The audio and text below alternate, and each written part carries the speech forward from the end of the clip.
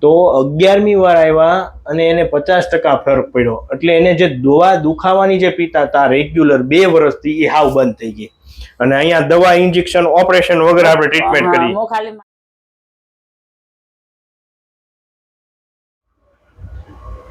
આપણી સાથે અત્યારે મંજુલા માતાજી છે, જેઓને પણ ડોકમાં ખૂબ તકલીફ હતી. તો આપણે પૂછીએ શું શું તકલીફ થતી હતી? આ પૂછરીમાં વધારે તકલીફ હતી પહેલા, નળિયા વધારે હતી.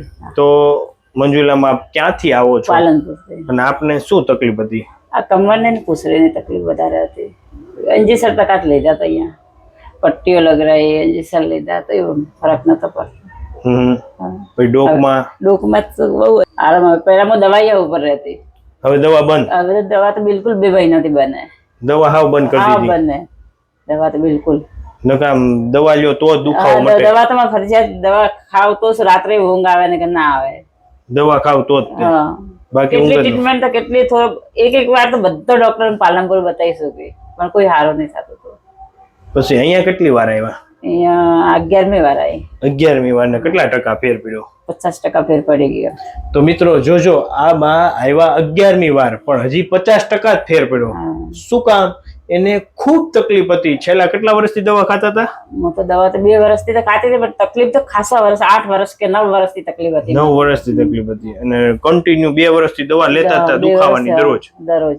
ત્યાંના ડોક્ટર કહેતા હતા કે સોજો હે એમ કરીને દવાઈ આપીએ જાય. હવે રેડી અત્યારે 50%.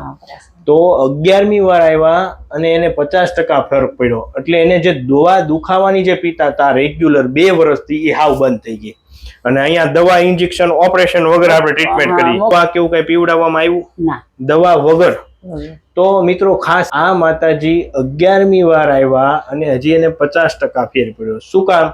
એની એજ અને એને કેટલા વર્ષથી તકલીફ હતી એ ઉપર આધાર રાખે ને આપણે અહીં દવા વગર કરવાનું છે. તો ઘણાને એવું છે કે હું ત્યાં જાઉં તરત મને સારું થઈ જાય. તો એવું ઘણા કેસમાં એવું નથી થતું. હા, અમુક દર્દી એવા હોય છે કે એના નસીબ હારા હોય તો તરત એ હરખું થઈ જાય. પછી એને દુખાવો ઉપર આધારે, એને કેટલા સમયથી દુખાવો છે એની ઉપર આધારે. તો ખાસ કરીને જેને પણ અહીં આવો તે લોકો માઇન્ડથી મેન્ટલી પ્રિપેર થઈને આવજો કે અહીં દવા વગર, ઇન્જેક્શન વગર અને ઓપરેશન વગર ટ્રીટમેન્ટ થાય છે. એટલે થોડી રાહ જોવી પડશે, તરત સારું થઈ નથી જતું. તો સારું થાય છે 100%, પણ થોડાક ધક્કા પણ ખાવા પડે. જેમને જેવી તકલીફ હોય ઈ ઉપર એને ધક્કા ખાવા પડે. બરોબર ને ભાઈ? દૂધનું દર્દ હોય તો ધક્કા ખાવાય પડે. અને તમે પાલનપુર થી 11મી વાર આવ્યા. મને સારું લાગ્યું છે તો હું ધક્કા ખાતી હશે કે ના લખાવ. અને તમને ઓપરેશન નું પણ કીધું હતું. લાસ્ટ ઓપરેશન કરવાનું કીધું. બરોબર ને? અને એ અત્યારે આપણે ઓપરેશન માંથી તો બહાર વહી આવ્યા વગર દવાએ.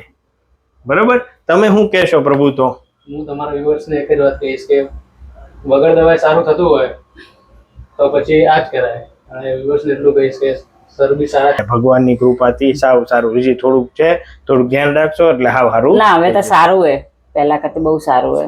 ખૂબ ખૂબ આભાર માતાજી. અરે માતાજી, સારું કરો તો તમારા પગે લાગો.